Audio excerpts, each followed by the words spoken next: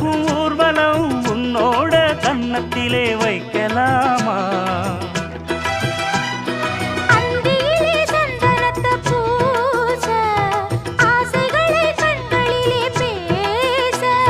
சேலையிலே நீ விசிறி வீச காலையிலே பார்த்த கண்ணு கூச என்ன சுகமோ எப்ப வருமோ என்னென்னவோ பண்ணுதையா